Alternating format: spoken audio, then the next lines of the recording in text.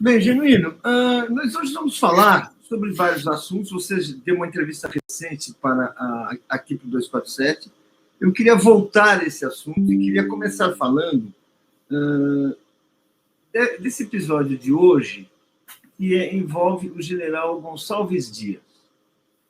Que, vamos dizer assim, nós tivemos aquele ato, os atos do dia 8, de repente surgiu aquele vídeo. Esse vídeo acaba, assim, comprometendo a figura do general Gonçalves Dias, que era um homem de confiança do presidente Lula, de vários anos e tudo isso. E eu queria saber como é que você está vendo tudo isso. Como é que você está interpretando? O que a gente pode achar? Você que você foi um estudioso e depois foi um ativo militante das questões militares no Brasil, os militares brasileiros, o entroncamento dos militares e da política. Como é que é isso aí? Como é que você está vendo esse episódio? Olha, Paulo, em primeiro lugar, Paulo, os golpistas ocuparam o Estado brasileiro, particularmente as Forças Armadas e, principalmente, a área de inteligência. Veja bem, o Gabinete de Segurança Institucional virou um covil de extrema-direita articulando, conspirando e fazendo armação.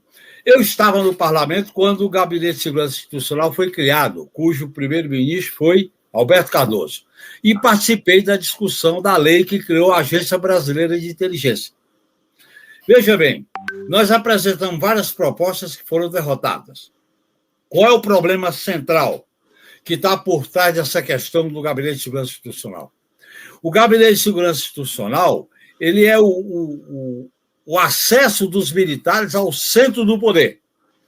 E eles deram muita força ao gabinete quando foi criado o Ministério da Defesa, porque os primeiros ministros indicados foram civis. O Gabinete de Segurança Institucional, que cuida da segurança do presidente e da inteligência e do sistema brasileiro de inteligência... tudo passa pelo gabinete. Tudo passa pelo gabinete. Sempre foi cobiçado pelos militares, pela sua cúpula. Tanto que o general que ocupa é 4 estrelas. Sempre foi 4 estrelas. Alberto Cardoso, durante o governo Lula, o Gabinete de Segurança Institucional foi defendido pelo Etchegói, inclusive ele criticando o PT e a Dilma que tinha extinto o Gabinete de Segurança Institucional. Portanto, nós não estamos falando de um órgão qualquer. Em segundo lugar, eles ocuparam com um aparelho de conspiração, de golpismo. E nós devíamos ter extinto o Gabinete de Segurança Institucional no dia 1º, com aquela medida provisória que reorganizou o governo. Eu sugeri isso, que o gabinete tem que ser extinto, ou ter uma casa militar e a Agência Brasileira de Inteligência ser vinculada à Secretaria Civil de assessoria direta do presidente da República. A tradição da tutela militar foi sempre controlar a área de inteligência. Na época da ditadura era a Comunidade de Inteligência e o SNI. Isso. O Collor desorganizou. No Fernando Henrique Cardoso, eles se reorganizaram, criando a Agência Brasileira de Inteligência. E a Agência Brasileira de Inteligência, que é um órgão civil, eles passaram a ocupar, através de diretores de cargos comissionados, ex-militares oriundos do SNI. Até que teve um concurso que mudou a composição da ABIN. Mas, na medida em que o Gabinete de Segurança Institucional tem o SISBIN, que é o Sistema Brasileiro de Inteligência, é ABIN, Polícia Federal, as 3 armas, COAF, Receita, e se incorpora o sistema. E esse sistema, Paulo, ele é um controle autoritário e militarizado.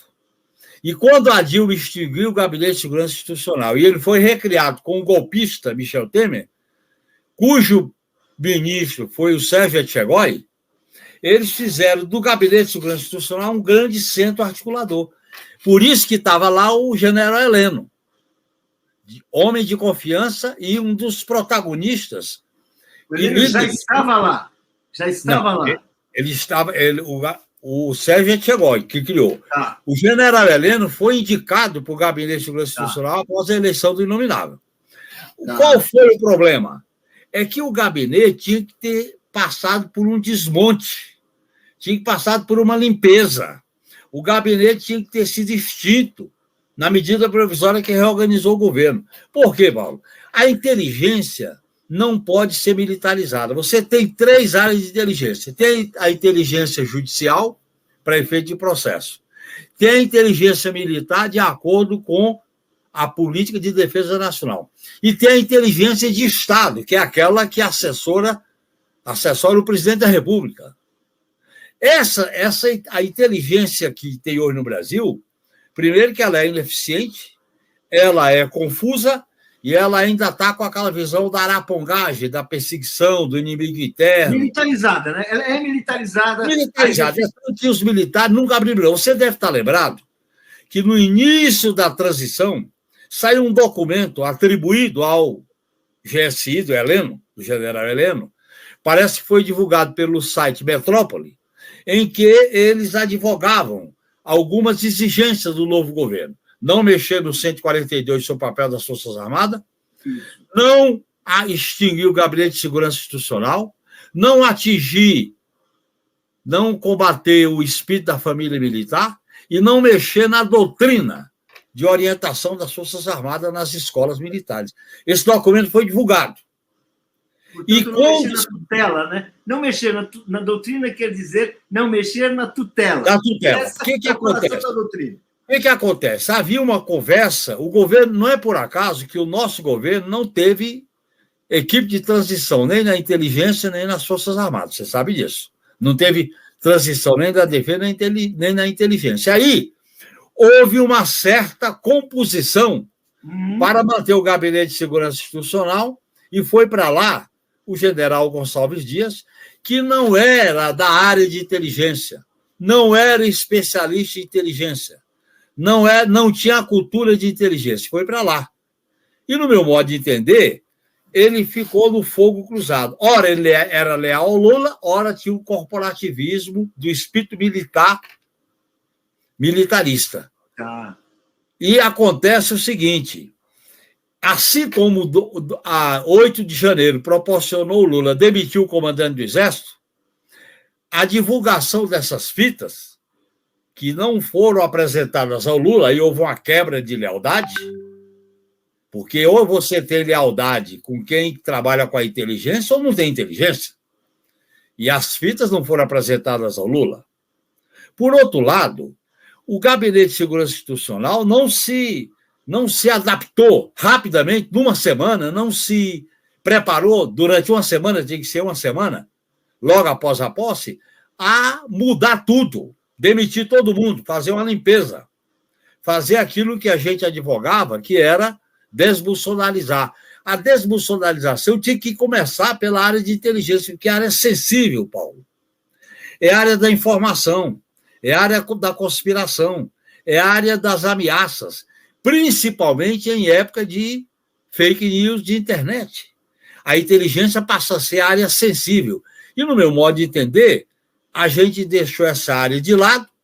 O G. Dias, eu não estou aqui avaliando ele, mas ele não era da área de inteligência, nunca desempenhou papel na área de inteligência, porque a área de inteligência você tem que ter uma cultura, tem códigos, tem modus operandi, tem uma série de coisas que você tem que dominar. Senão, aqueles caras da inteligência passam você para trás. Claro, você fica além de rainha da Inglaterra, né?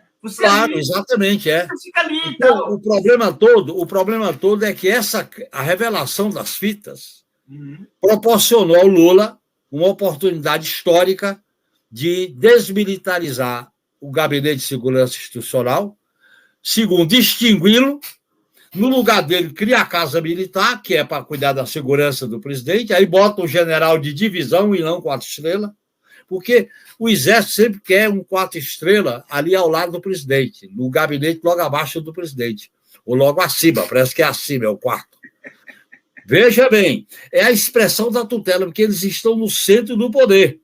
Com a criação do Ministério da Defesa, no governo FHC, eles priorizaram o Gabinete de Segurança Institucional como centro da influência dos militares no poder civil. E, no meu modo de entender, foi um erro nosso não extinguir o Gabinete de Segurança Institucional. Ou extinguia ou colocava um civil para desmilitarizá-lo. E desmilitarizar, Paulo, porque você cria um funcionamento estanque. Inteligência judicial é uma coisa, inteligência militar é outra, inteligência de Estado é outra. E a comunicação, o intercâmbio, se dá por cima e não por baixo. Toda vez que você cria um sistema de inteligência por baixo e por cima, você cria o poder paralelo. A Satyagraha foi porque teve um poder paralelo com funcionários da ABIN naquelas operações do, então, delegado Protógenes. Você sabe que, na época da ditadura, a ideia de sistema funcionava, isso está muito bem claro, na Casa da Vovó, o livro do Marcelo Godoy, em que você tinha uma união, Forças Armadas, Polícia Militar, Polícia Civil, e os órgãos acessórios. Aí você cria uma comunidade, você cria uma concepção de força-tarefa e de operações. Isso é uma concepção autoritária de inteligência, nada a ver com a democracia. E, no meu modo de entender, essa área precisa da gente fazer uma profunda reforma. Nessa área não houve transição. Por isso que os militares que vinham do golpe, que vinham do protofascismo, estavam lá à vontade. Eles achavam que eles vieram para continuar, né? Vieram para continuar. Eles continuar. Tanto que havia, mas ali na área de inteligência, não. Claro, houve uma ordem para fazer uma limpeza e o general G. Dias não fez. Porque, veja bem, Mauro, qual é o problema, Paulo, que se coloca? Ou você tem a subordinação das Forças Armadas e da inteligência ao poder civil de quem é eleito, ou então você cria poderes paralelos que vão usar a inteligência, a informação, para conspirar, para fazer futrica, para desgastar, para fazer ameaças. Esse é o grande problema que o regime político democrático tem que resolver. E nós vamos resolver isso agora, espero, mas demoramos 4 meses. E o estrago foi muito grande. Como é, Paulo, que você tem um ataque golpista como aquele, uma semana depois, e não se adotou medidas que fossem publicizadas de prevenção, de alerta? Isso, portanto, o aparato de inteligência do novo governo precisa ser profundamente modificado. Eu acho que foi um avanço.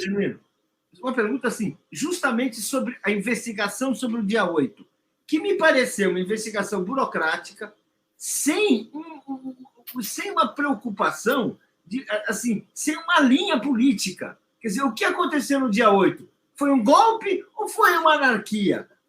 Ou seja, e ficou assim, um trabalho que não...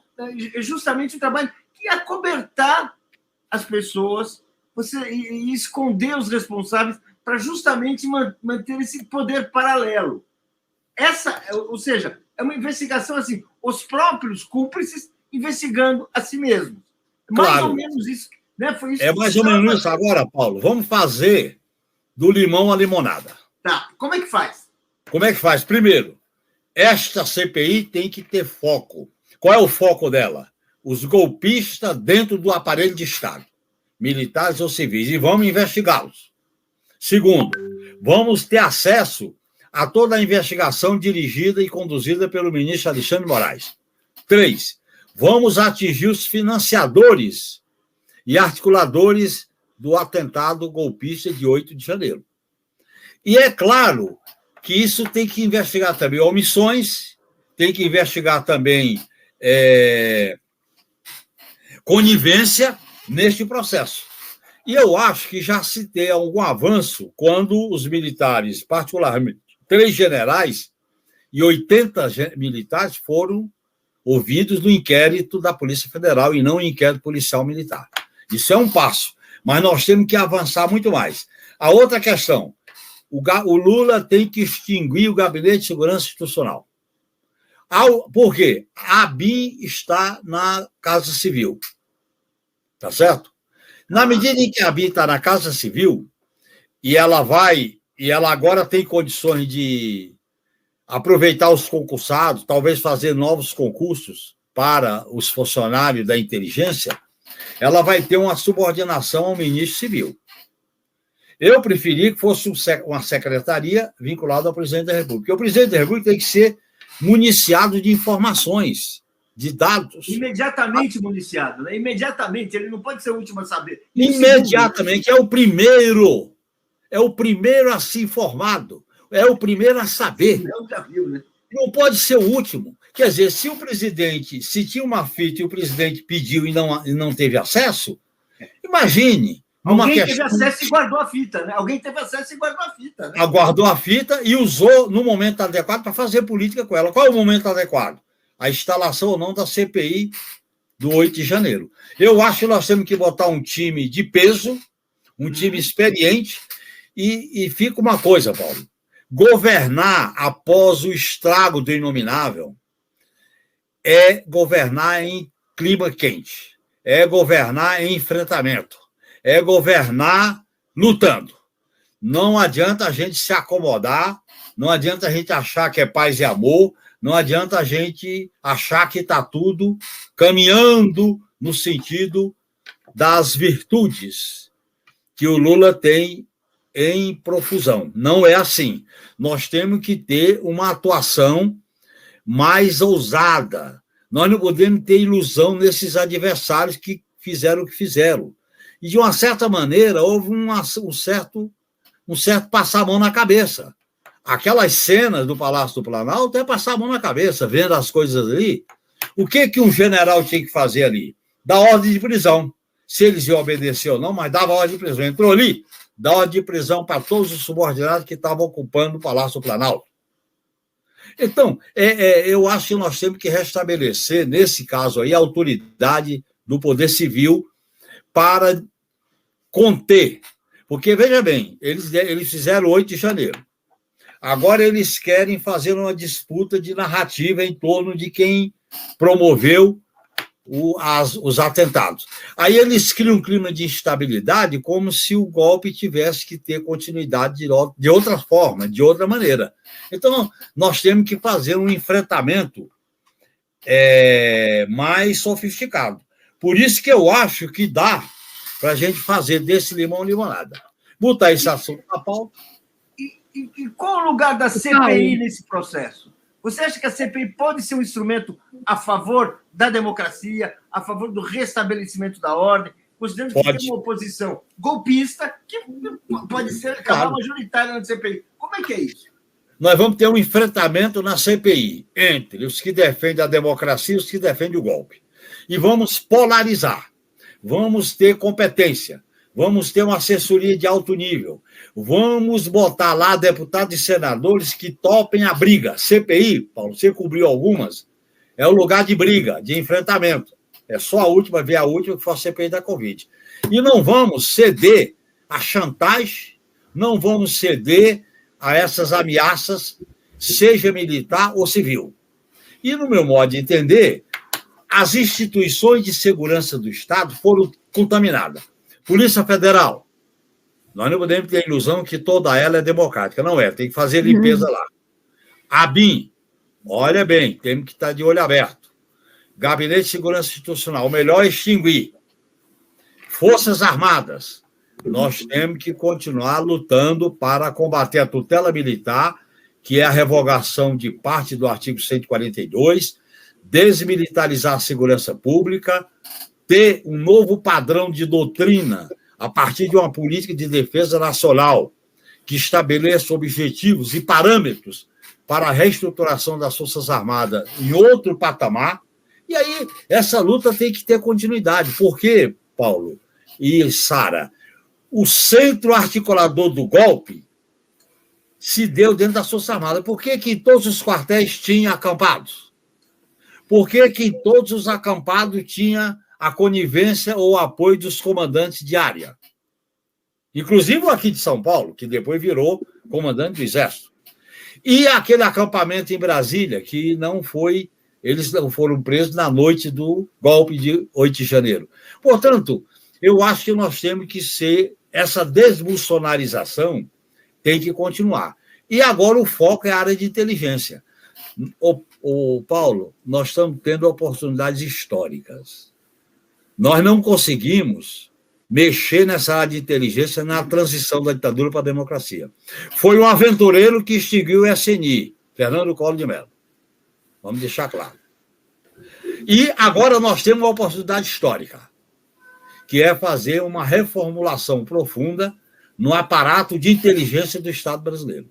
Quais são os princípios?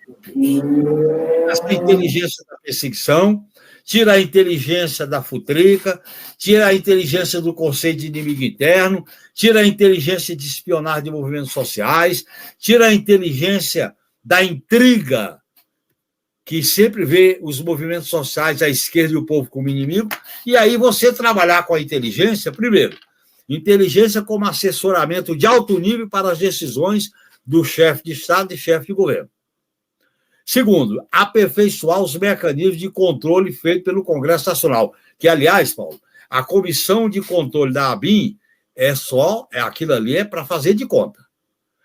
Não controla nada, porque não se reúne permanentemente, não tem uma assessoria permanente, só se reúne quando ela é convidada a um determinado momento.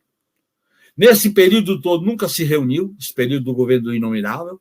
Então, é só algo formal. Essa área, se não for trabalhada com mais decisão, com mais consistência, com uma visão estratégica, nós vamos estar sempre sob a ameaça da arapongagem. É a arapongagem que produz fake news, ataca as pessoas, ataca a honra, ataca a biografia das pessoas e ficam impunes, porque eu vou fazer uma pergunta. Ouvindo você falar, é impossível não lhe dar razão. Oi.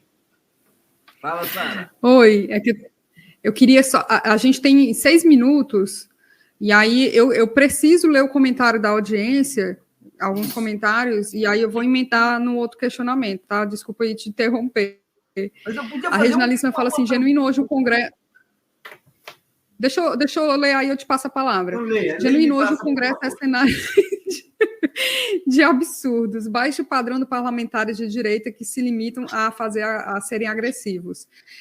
O Elton Estevam está lembrando que o deputado André Fernandes, aqui de Ceará, aquele que disse que o Flávio Dino respondia mais de 200 processos, porque afinal de contas ele é juiz, né? Ele quer ser o líder da CPI. A Neide Albuquerque fala, genuíno, estou gostando da tua análise, um cheiro. O Edgar Martins elogiando aqui também. A Regina Lissman estava perguntando sobre por que não teve transição na questão da segurança, o Genuíno já falou. E eu queria fazer uma pergunta, Genuíno, quais são as suas expectativas em relação à gestão do Capelli como chefe interino da GSI? E, Paulo, desculpa, pode falar. Eu vou seguindo...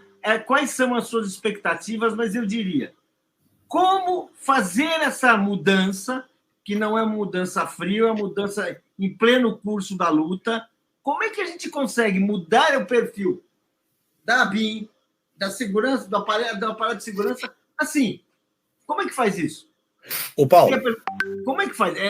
Olha, eu vou ligar com as outras questões. Primeiro, exatamente. O Capelli desempenhou um papel importante como interventor na área da segurança pública de Brasília. Portanto, ele tem essa credencial. Eu não tenho condições de avaliar o perfil dele para ser o chefe do Gabinete de Segurança Institucional. Eu defendo que acabe o Gabinete de Segurança Institucional. Eu defendo a extinção. E no lugar do gabinete, a ABIN já está na Casa Civil. Aí você institui uma Casa Militar. A partir dali você faz. Faz. A Casa Militar cuida da segurança do presidente da República, que não pode ser só a Polícia Federal. O aparato, ou pessoas, instrumentos, condições para garantir a segurança. É uma Casa Militar, como sempre teve. E a Casa Militar é um general de divisão. Né? Não é 4 estrelas. Porque esse problema da 4 estrelas aí, Paulo, tem a ver com o posto de acesso ao palácio, ao presidente. Como é que faz isso? A área de inteligência, Paulo e Sara, ela depende de decisões centralizadas de cima para baixo. O presidente da República é o comandante supremo. Ele tem que pegar esse relatório do Capelli e decidir, primeiro, o Gabinete de Segurança Institucional nunca foi gabinete para dar segurança no trato das informações, do assessoramento inteligente. Então, tem que extinguir. A partir daí, estabelece uma maneira de se relacionar com a inteligência, os três ramos da inteligência: a inteligência de Estado, a inteligência militar e a inteligência judicial. Esses 3 ramos, você se relaciona com ela através das autoridades centradas lá em cima. Ministro e comandantes, no caso da Defesa, ministro da Defesa, no caso do ministro da Justiça, no caso da inteligência fora do país, o ministro das Relações Exteriores, e você vai criando uma maneira. Eu acho que essa maneira exigiria que o governo criasse uma assessoria especial. Assim como tem a assessoria do Celso Amorim, eu acho que tinha que ter uma assessoria de inteligência, uma assessoria para a Defesa Nacional. Pelo menos essas 3 áreas tinha que ter assessor especial junto ao presidente da República. Por quê? Essa assessoria elabora, conversa, assessora, dialoga para que as decisões do presidente tenham fundamento, não perca a oportunidade. É mais ou menos, Paulo, o modelo que existe nos Estados Unidos: assessor de segurança, assessor de defesa, assessor de tal. Você tem que ter o presidente da República, o gabinete presidencial é uma instituição, porque ele é chefe de Estado, chefe de governo.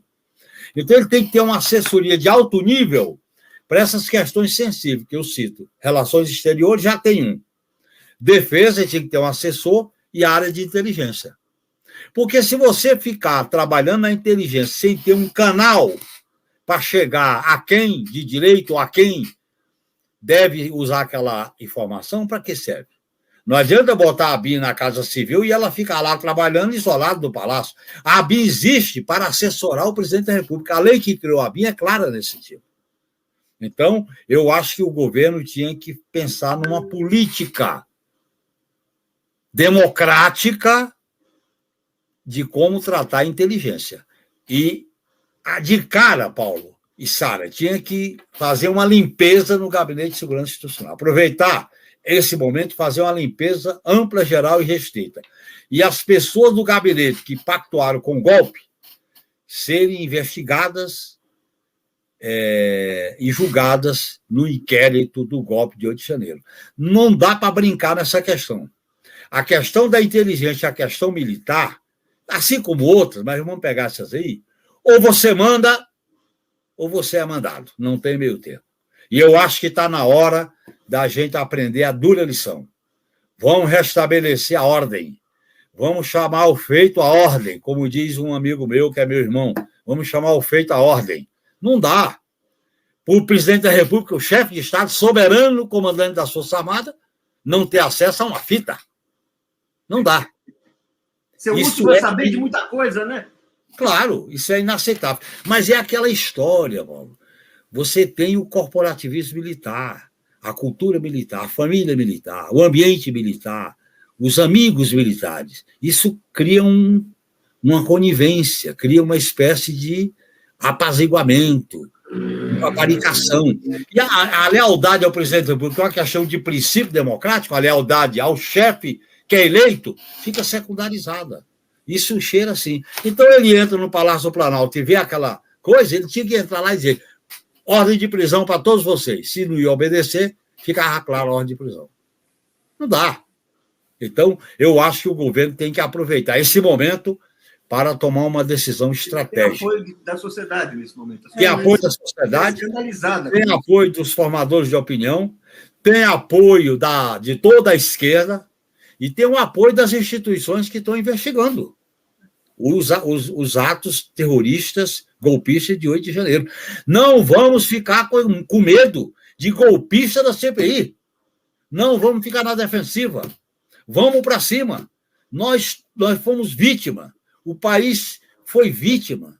O espetáculo deprimente foi triste para o povo brasileiro. Então, nós vamos, já que quer a CPI, vamos botar para valer na CPI. Vamos atuar com determinação e com clareza. Você sabe como é que a gente faz isso numa CPI, quando tem hora que você diz, nós vamos... Eu nunca esqueço, Paulo, aquela CPI do PC, quando ele ameaçou investigar a vida de todo mundo, nós fizemos uma reunião secreta e disse, pessoal, vamos botar a nossa vida particular aqui na mesa. Tudo bem? Vamos, pá. Porque nós estamos numa guerra. Quando você está numa guerra, Paulo, numa guerra política, não é guerra de morte, é uma guerra política, você não pode ficar com tergiversação.